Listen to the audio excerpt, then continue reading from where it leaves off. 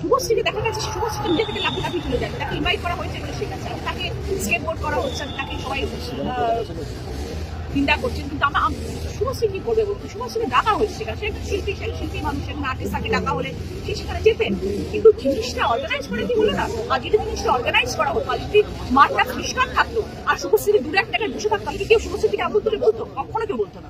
আজকে যেহেতু একটা মিসহ্যাপ হয়েছে, একটা এরকম কেয়াস হয়ে গেছে মাঠে, আজ শুভশ্রীকে ধরা হলো। সত্যি তো তাই, এটা শুভশ্রীর কি দোষ? আচ্ছা ধরুন আপনার মেয়ের বিয়েতে কাউকে আপনি নিমন্ত্রণ করলেন এবং সেই নিমন্ত্রিত অতিথি আপনার মেয়ের বিয়েতে আসলো, মেয়ের বিয়েতে আসার পর বিয়ের ছায়ামণ্ডপ থেকে আপনার মেয়েকে তুলে দিল বা আপনার মেয়েকে এমনভাবে ঘিরে রাখলো যে পুরোহিত বিয়েটা পড়াতে পারছে না, বা যারা বিয়ে দেখার জন্য দাঁড়িয়ে আছে তারাও বিয়েটা দেখতে পারছে না, তাহলে সেখানে সেই নিমন্ত্রিত ব্যক্তির, সেই অতিথির কি দোষ বলুন তো?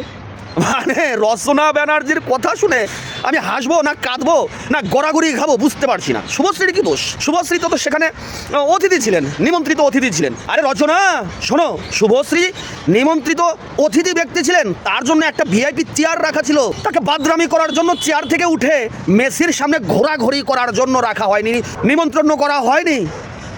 কথাটা মাথায় রেখো। তোমরা যতই সাবাল কাটো না কেন, তোমরা যত যাই কিছু করো না কেন, কাঁচা ঘায়ের ওপরে যতই মলম দেওয়ার চেষ্টা করো না কেন, এই ঘা 2026-এর ভোটের পর এই ঘাটা ঠিক হবে, তার আগে ঠিক হবে না। জয় হিন্দ।